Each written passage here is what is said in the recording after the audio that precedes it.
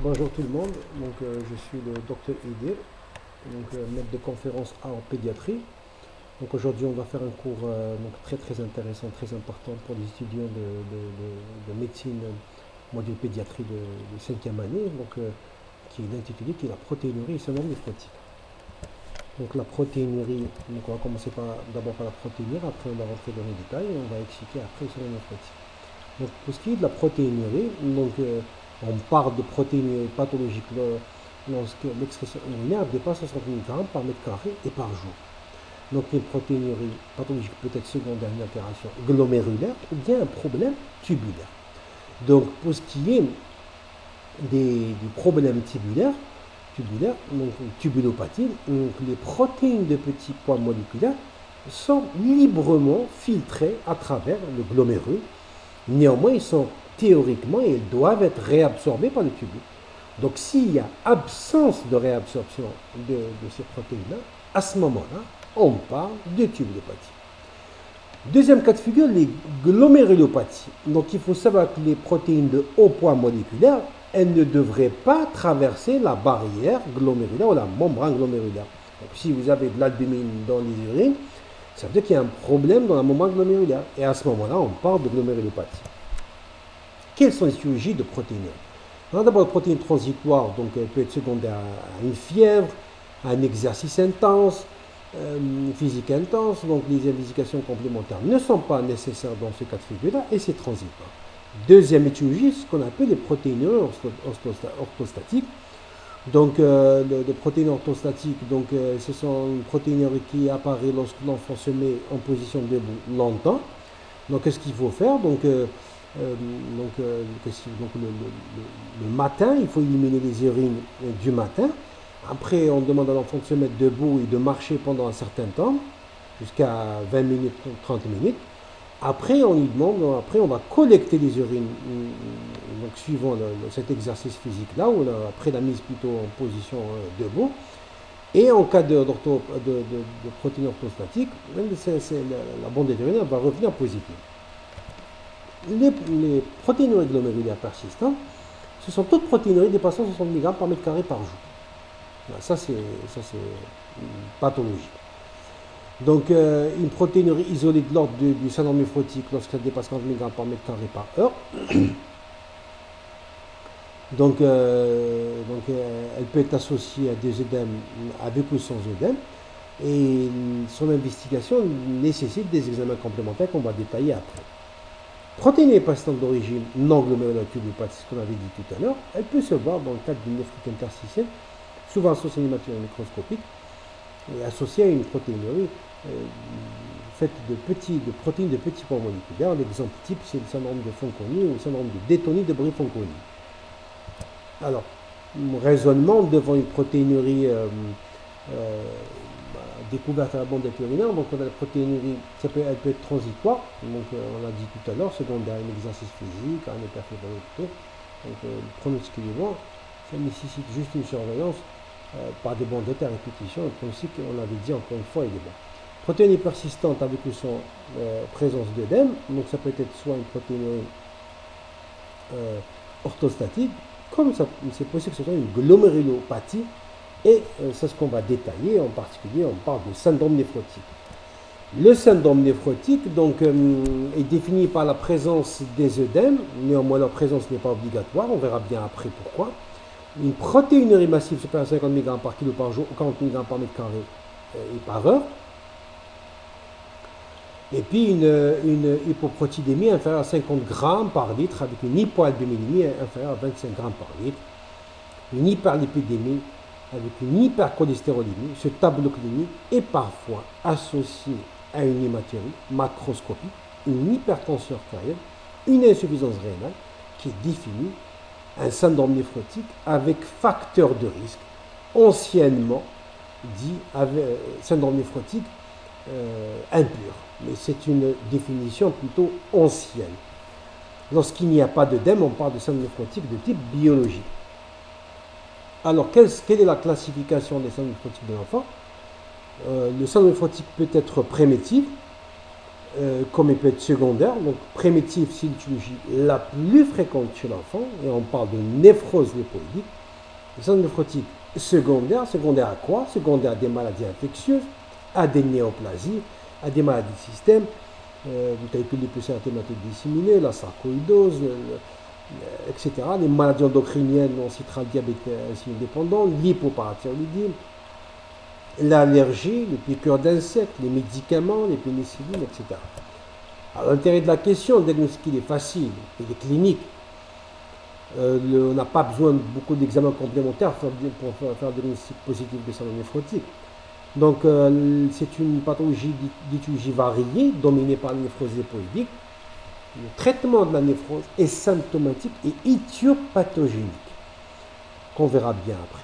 Le pronostic au long terme de la néphrose est bon, donc on a souvent une guérison vers l'âge de la puberté. Alors on va détailler la néphrose. Comme on avait dit tout à l'heure dans la classification du syndrome néphrotique, quand on n'a pas d'étiologie, on parle de syndrome néphrotique primitif, à ce moment-là, ou bien syndrome néphrotique, plutôt quand on n'a pas d'étiologie, on parle de syndrome néphrotique idiopathique ou néphrose lipoïdique, qui est l'étiologie la plus fréquente chez l'enfant, et c'est ce qui nous intéresse aujourd'hui. Donc, c'est une entité anatomoclinique définie par un syndrome néphrotique intense chez un enfant ayant un bon état général, qui est âgé entre 2 et 8 ans, avec un début qui est brutal.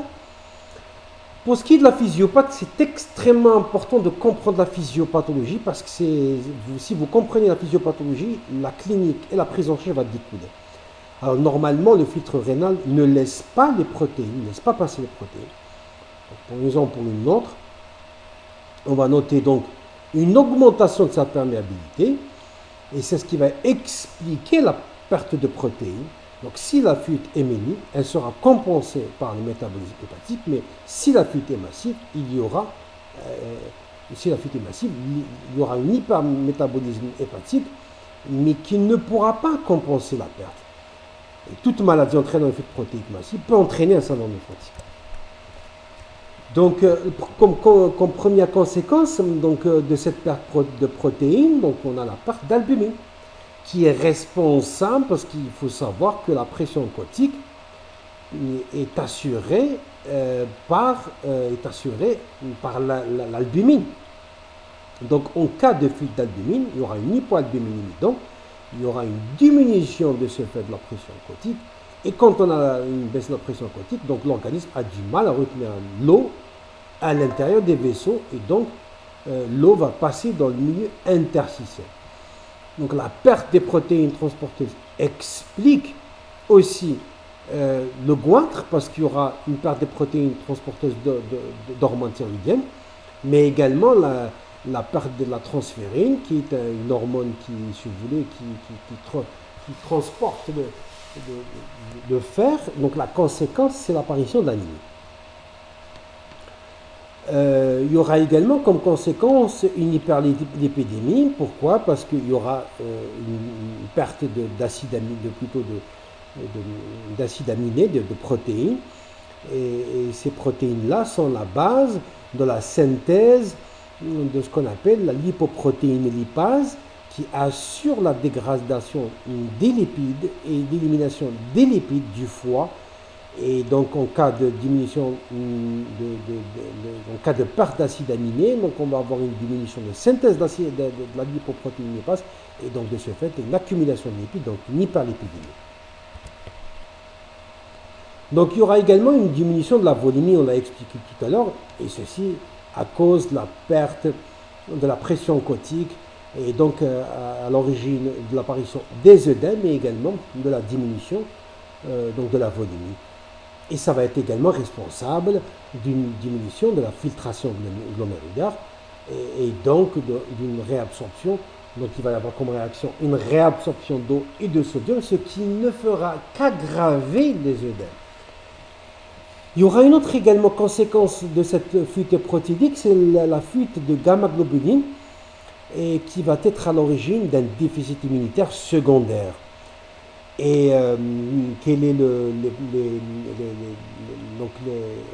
gamma-globuline? Donc en cas de perte de gamma-globuline, donc on va avoir une atteinte, une diminution de l'immunité humorale.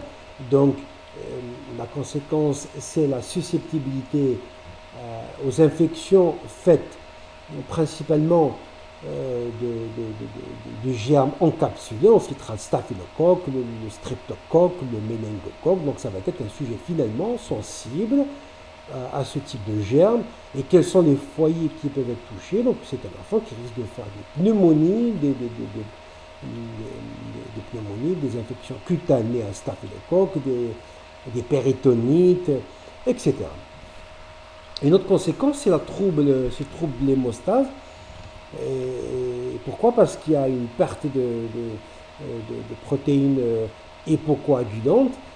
Surajouter à cela l'hypercoagulabilité générée par la diminution de la volémie, sans oublier l'hyperplaquétose secondaire à l'emballement de la moelle. Tout ça va faire qu'un enfant qui a un syndrome néphrotique en fait est un sujet, il est sujet à des troubles de l'hémostase, à savoir un risque thromboembolique élevé.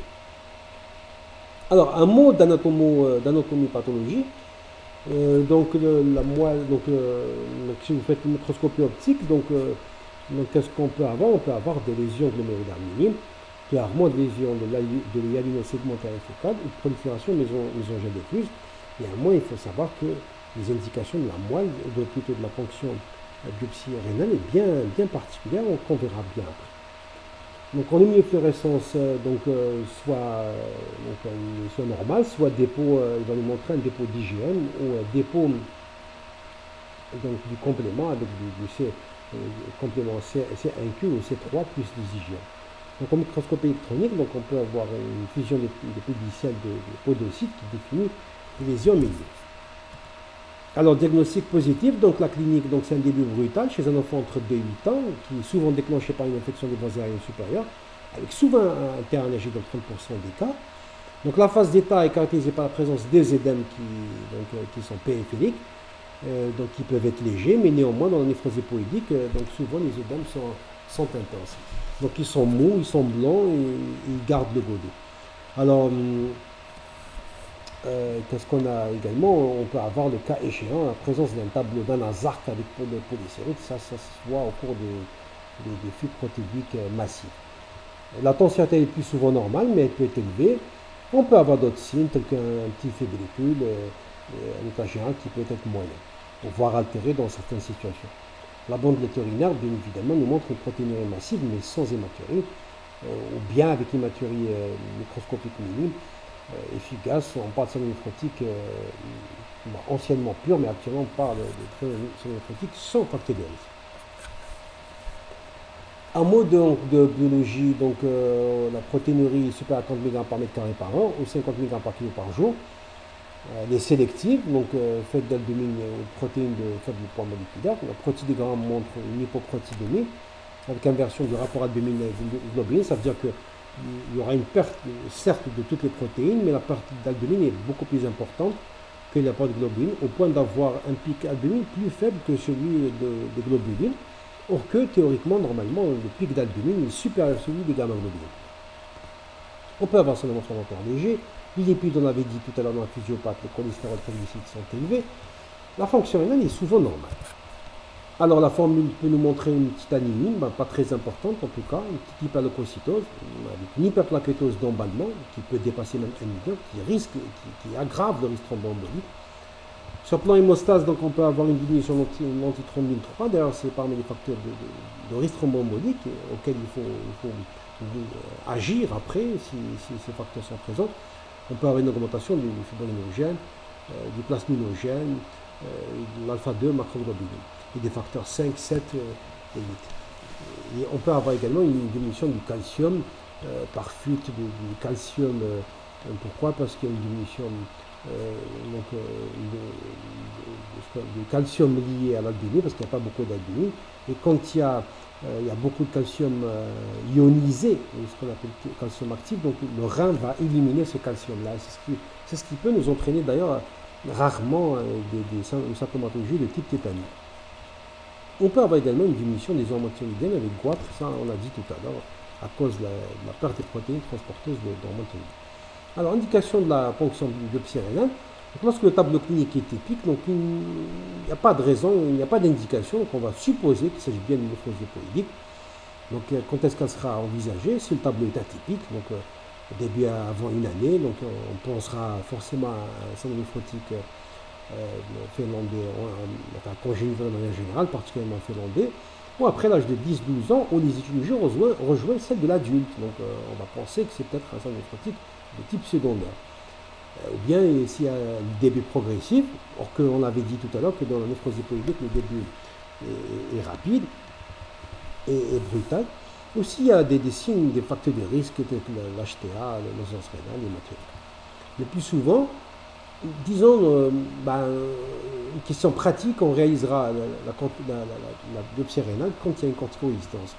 Ça, c'est comme une deuxième indication, ceci dit, quand on n'a pas la possibilité de faire la biopsie rapidement. Alors, quelles sont les complications du syndrome néphrotique? On peut avoir des complications infectieuses, des complications d'hypovolémie, des complications thromboemboliques. Donc, la première complication infectieuse, on avait expliqué dans la physiopathe. Donc, les germes en cause, on avait dit que ce sont les germes encapsulés parce que c'est une perte d'hémoglobuline. Donc, ça va être un pneumocoque, des infections pneumocoques, un streptocoque. Pardon. Et comme on avait dit, ça peut être une péritonite, une méningite, une septicémie, une infection cutanée, etc. L'hypovolémie, donc, peut se manifester par une asthénie, une tachycardie, une hypotension, voire même un collapsus dans le cas le plus sévère. On peut avoir une douleur abdominale, et une situation qui est quand même assez inquiétante parce que si vous avez un enfant qui a un syndrome néphrotique, qui a mal à l'estomac, qui a des douleurs abdominales, c'est une situation pré-thrombotique, donc il va falloir agir. Parce que cette situation précède de peu une complication thromboembolique. On peut avoir également une insuffisance rénale fonctionnelle par hypoperfusion rénale, mais attention, si vous avez un enfant qui a un syndrome néphrotique et une insuffisance rénale, c'est possible que ce soit une insuffisance rénale fonctionnelle, mais c'est possible également qu'elle soit un signe d'impureté, aussi un signe où on parle d'un facteur de risque, et c'est peut-être pas un néphrose lipoïdique, ou carrément il faut faire attention également aux complications thromboemboliques, c'est possible que ce soit une thrombose d'une veine rénale. Donc, 3 situations auxquelles il faut y penser quand vous avez un enfant qui a une insuffisance rénale. Alors, les complications thromboemboliques, ça peut être des thrombophlébite, de l'embolie pulmonaire, des thromboses veineuses. Ces accidents sont favorisés par l'hypovolémie, donc l'hyperviscosité, chez un enfant qui ne bouge pas, et ça peut être précipité par les diurétiques. Les diurétiques sont formellement contre-indiqués. On peut les donner, mais à condition d'avoir, quand on donne de l'albumine, on peut adjoindre les diurétiques pour éviter l'effet secondaire de l'albumine qui est l'HTA, mais il ne faut surtout pas les donner si on ne donne pas de l'albumine. Alors, crise néphrotique abdominale, donc c'est un tableau de douleur abdominale, des vomissements, l'état général qui est altéré.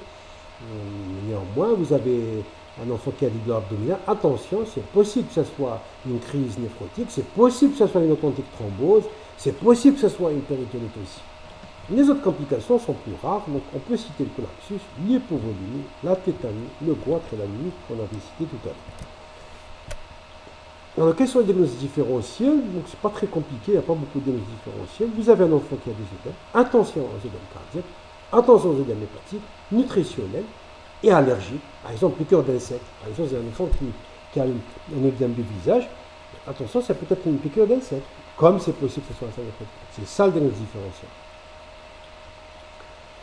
Les autres situations, ce qu'on avait cité tout à l'heure lorsqu'on a commencé le cours, ce sont toutes les protéinuries sans syndrome néphrotique. C'est des protéinuries orthostatiques, protéinuries transitoires, etc. Alors, maintenant, la prise en charge. On avait dit, quand on a commencé le cours, le traitement il est symptomatique et éthiopathogénique. Il n'est pas étiologique, il est éthiopathogénique. Donc, le traitement symptomatique, donc, il faut hospitaliser, donc c'est l'hospitalisation. Néanmoins, on verra bien après pour ce qui est de l'hospitalisation. Pas toujours. Lorsque l'enfant fait beaucoup de poussée, si vous voulez, de syndrome néphrotique, on ne se pas à chaque fois, sinon on risque d'altérer sa scolarité. Donc on fait la première fois, ça c'est clair. Les mesures d'hygiène diététique, donc il faut favoriser le levée précoce pour éviter le risque thromboembolique. Un régime, donc restriction hydrique, un régime sans sel, un régime, bon, hyperprotidique, bon, quand il y a des œdèmes qui sont importants, mais bon, ce qu'on préconise beaucoup plus, c'est un régime restriction hydrique et un régime théoriquement sans sel également. La prise en charge psychologique de l'enfant et de sa famille, Et puis la scolarité de l'enfant ne doit pas être négligée, c'est pour ça qu'on avait dit tout à l'heure, l'hospitalisation doit être bien calculée avant de songer à poser un mal. Alors, prise en charge des œdèmes dans la majorité des cas, et heureusement, les corticoïdes, dont le rôle c'est d'arrêter la fuite protidique, sont suffisants, amplement suffisants pour arrêter, pour restaurer ou pour traiter les œdèmes. Sinon, si les œdèmes sont importants, c'est un tableau de polysérite, d'acide, etc., où il y a des douleurs abdominales, on avait dit tout à l'heure, quand il y a des douleurs abdominales, situation pré-thrombotique, donc il y a un risque thrombembolique énorme à ce moment-là. Il y a des facteurs de risque thrombembolique importants et tout. À ce moment-là, on peut traiter, on va traiter avec quoi? On va traiter de l'albumine. On demande une dose de 1 gramme par kilo par jour pendant 3 à 3 jours maximum. Mais sinon, l'utilisation de l'albumine doit être bien calculée. On peut adjoindre du furosémide pour éviter l'HTA. Parce qu'on peut avoir l'HTA. Pourquoi? Parce que quand on donne l'albumine, ça va restaurer la volémie de manière qui peut être rapide. Et à ce moment-là, il faut donner le furosémide pour éliminer tout l'excès de liquide qui est venu du milieu interstitiel vers le milieu vasculaire de manière rapide. Donc on va donner le furosémide pour l'éliminer. Traitement et prévention de l'infection, tout ça dans l'infection doit être traité. Tout ça dans l'infection est une enquête. Et on cherche l'infection, on la traite. En prévention des thromboses, donc une mesure générale, donc ici la mobilisation du patient, ça c'est clair, la correction de l'hypophonémie, l'interdiction des ponctions des vaisseaux de gros vaisseaux, et ça c'est simple. Pourquoi? Parce qu'on risque de blesser l'intima de l'endothélium vasculaire, et ça va faciliter la précipitation d'un caillou plaquettaire, et donc la constitution de thrombose, surtout que je vous l'ai bien expliqué tout à l'heure, que c'est des enfants qui sont en situation d'hyperviscosité. Il faut éviter également la pose des cathés centraux, dans la mesure du possible. Et puis il faut chercher les facteurs de risque thromboembolique, à savoir l'albumine à 20 grammes, le fibrinogène à 6 grammes, l'antithrombine 3 à 70, l'augmentation des dimères, plus de 1000 mg par minute. Donc il suffit d'avoir un seul critère ou un seul facteur de risque thromboembolique pour mettre l'enfant sur prophylaxie anti-thromboembolique. Traitement médicamenteux donc, basé sur les antiagrégateurs plaquettaires. Néanmoins, certaines écoles mettent carrément des HBPN à dose préventive. En tout cas, les antivitamines K, ce n'est pas vraiment une indication en préventif. Mais si vous avez un traitement, si vous avez une thrombose avérée qui est déclarée, à ce moment-là, le traitement, c'est clair qu'il faut mettre les héparines de bois par moléculaire qu'on peut après le relais par les antivitamines K en fonction du site de la thrombose. Le traitement éthiopathogénique, c'est des corticoïdes. C'est une corticothérapie, c'est prédnisone, à raison de 60 mg par mètre carré et par jour. Les prix sont dépassés 60 mg par jour pendant 4 semaines. Ça, c'est le traitement d'attaque, si vous voulez, c'est tous les jours. Alors, après, le syndrome nephrotique est corticosensible dans 90% des cas. Donc, vous avez rapidement, au bout de 7-10 jours, la protéine disparaît. On gardera néanmoins ce traitement pendant 4 semaines, on continue, puis on va diminuer les doses, on va passer à un régime discontinu, c'est-à-dire 60 mg par mètre carré, un jour sur deux, en une seule prise le matin pendant 8 semaines, puis on diminue encore de 15 mg par mètre carré toutes les 2 semaines, et on arrête. C'est-à-dire c'est un traitement qui va durer exactement 4 mois et demi. Et je ne vous ai pas expliqué encore qu'est-ce que ça veut dire mètre carré, c'est la surface corporelle qui est égale à 4 fois P, c'est 4 fois le poids, plus C sur le poids, plus 90. Alors, quelles sont les modalités évolutives? Donc, heureusement, on a déjà débuté le cours en disant que le syndrome néphrotique de l'enfant, c'est une néphrosie hémorragique, le pronostic n'est pas très méchant. On peut avoir 30% de guérison d'emblée, sans récidive, sans rechute, sans poussée. Et on parle donc de guérison après 2 ans en moins sans corticoïdes. On peut avoir des rechutes avec réapparition d'une protéine massive supérieure à 50 mg par kilo et par 24 heures, 50 mg par mètre carré par heure, avec ou sans signe clinique. Et là, il y a deux situations cliniques qui peuvent se présenter. On peut avoir un rechuteur peu fréquent, ça veut dire que c'est un enfant qui fera sa première poussée après 3 mois suivant l'arrêt de la corticothérapie. Ça, c'est le premier cas de figure. Rechuteur fréquent, c'est un enfant qui va rechuter dans les 3 mois suivant la première poussée, suivant l'arrêt de la corticothérapie. Ça, c'est le rechuteur. Les corticodépendants, donc, c'est en fait un rechute avant ou à l'arrêt du traitement. Avant, c'est-à-dire avant, on n'a pas encore arrêté le traitement, à l'arrêt après avoir arrêté le traitement, bien évidemment. Et j'aimerais bien insister là-dessus, avant l'arrêt du traitement, et là, il y a deux catégories de malades qui vont se présenter. On a des corticodépendants à forte dose, ça veut dire que c'est une rechute dès qu'on passe à une dose 1 jour sur 2, un régime séquentiel, 1 jour sur 2. C'est une dose énorme, 60 mg par mètre carré, 1 jour sur 2, c'est beaucoup. Donc, ce type de malade, on va l'appeler un corticodépendant à faible dose, ou bien un corticodépendant à faible dose, et ça va être un enfant qui va rechuter, qui va faire sa deuxième poussée à des doses inférieures à 15 mg par mètre carré, 1 jour sur 2. Le cortico-résistant, si on n'arrive pas à avoir la rémission, au bout de 1 mois de corticothérapie discontinue, plus 3 bonus de méthylprédnisolone, ça c'est la définition la plus classique. Et comment on fait justement ces bonus? On va donner donc, du solumedrol à raison de 1000 mg par 1,73 m², à 48 heures d'intervalle, donc 3 bonus. Et il faut attendre minimum 4 jusqu'à 48 heures, jusqu'à 72 heures. Et ceux même qui attendent un peu plus. Après le dernier bonus, s'il y a une réponse, c'est un corticosensible tardif. S'il n'y a pas de réponse, c'est un cortico-résistant. Alors, pour le rechute, alors qu'est-ce qu'il faut faire finalement? Donc, je vous ai montré tout à l'heure des modalités évolutives, la guérison, le rechuteur, qui peut être peu fréquent, corticodépendant, cortico-résistant. Qu'est-ce qu'on va faire? La guérison, bon, il faut surveiller, c'est tout. Le rechuteur, pour ce qui est du rechuteur, on va commencer par le rechuteur peu fréquent.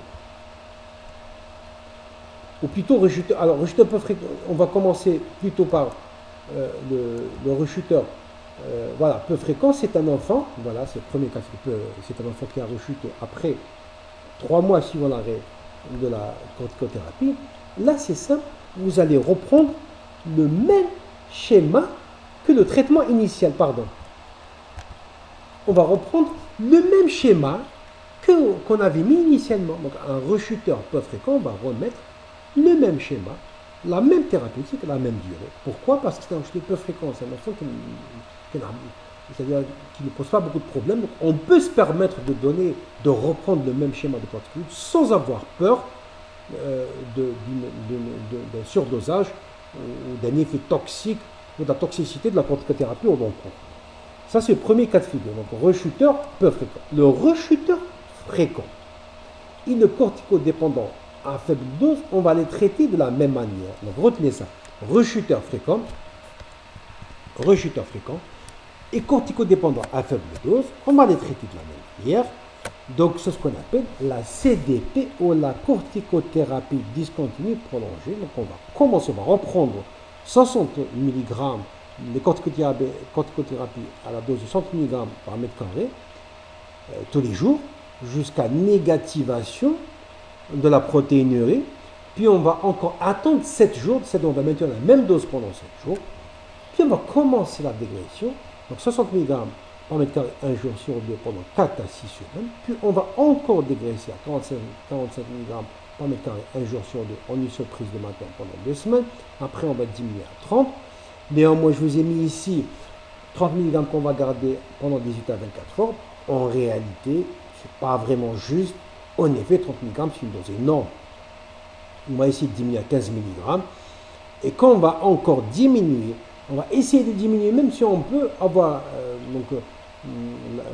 si on arrive à éviter une poussée avec des doses inférieures à 15 mg, on peut se permettre de les faire. En effet, plus on donne des doses corticoïdes faibles, plus c'est mieux pour le malade. Alors, ceci dit, lorsqu'on diminue la dose, c'est possible que l'enfant face sur notre poussée, surtout ne précipitée par une infection virale, c'est une situation assez fréquente, une angine, peu importe. Là, il n'y a pas de problème, on va reprendre la CDP de la même manière, 60 mg par mètre carré tous les jours, qu'on va garder pendant 7 jours, puis on va suivre la même dégradation qu'on va essayer de garder, bien évidemment, après avoir patienté pendant quelques jours. C'est-à-dire, après, lorsqu'un enfant fait une poussée, il ne faut pas se précipiter à le traiter facilement. Il faut toujours traiter la cause. Des fois, en effet, parfois, dès que vous traitez la cause virale, ou bien l'angine, ou peu importe, vous pouvez avoir la disparition de la poussée sans être contraint à reprendre tout le schéma de la corticothérapie. Alors, les corticodépendants à forte dose et les cortico-résistants, ça nécessite des thérapeutiques bien spécifiques, notamment pour ce qui est du premier cas de figure, c'est les corticodépendants à forte dose. On va essayer de donner ce qu'on appelle des épargneurs de corticoïdes qui vont en fait, si vous voulez, en guillemets, transformer un corticodépendant à forte dose en corticodépendant à faible dose. Ça veut dire que c'est un enfant qu'on va mettre sous immunosuppresseur classique ou nouveau, tel que l'évamisole ou autre, ou peu importe, ou Celcept, peu importe. L'objectif, c'est de rendre un corticodépendant à forte dose en corticodépendant à faible dose. Voilà. Pour ce qui est des corticorésistants, bien évidemment, il faut faire la biopsie, ça ne se discute pas. Et en fonction des résultats de la biopsie, on va le mettre sous immunosuppresseur. Donc on peut le mettre sous ondoxon, cyclophosphamide, comme on peut le mettre, peu importe, en tout cas, il y a plusieurs thérapeutiques, de la cyclosporine par exemple, à l'altération. Néanmoins, il faut d'abord avoir le diagnostic. On ne peut pas mettre un traitement immunosuppresseur sans diagnostic. Alors, autre thérapeutique, donc un enfant en rémission, donc sans traitement, donc tous les vaccins sont faisables. Un enfant sous corticothérapie, les vaccins tués peuvent être faits. Les vaccins peuvent déclencher une rechute, mais c'est un risque qui est complètement accepté. Les enfants présentant une néphrose doivent être vaccinés contre le pneumocoque, parce qu'on avait dit tout à l'heure que c'est des enfants qui sont très fragiles au pneumocoque. Un contagion de la varicelle rouge à l'administration d'un abordement spécifique. La scolarité, attention, j'insiste là-dessus, et l'activité sportive doivent être libres. Les hospitalisations en dehors de la première poussée doivent être brèves. Voilà. Alors, en conclusion, la protéinurie est un motif de consultation non négligeable. La néphrose lipoïdique n'est pas rare chez l'enfant. 90% des néphroses lipoïdiques peuvent espérer une guérison définitive. Après une ou plusieurs poussées, c'est-à-dire on accepte les poussées, hein, il n'y a pas de problème, à condition de les gérer, mais j'ai juste envie de transmettre un message, c'est que l'utilisation des corticoïdes doit être faite avec parcimonie. L'objectif, c'est pas d'obtenir la guérison seulement, c'est d'obtenir la guérison avec moins d'effets secondaires. La corticothérapie, ça ne sert à rien d'avoir un enfant qui a une cataracte ou bien qui a une nécrose de la tête fémorale après pour une néphrose lipoïdique. Et puis le défi impose d'éviter les complications de la maladie, d'avoir un minimum d'effets secondaires, c'est ce que je viens de dire. Voilà, je vous remercie.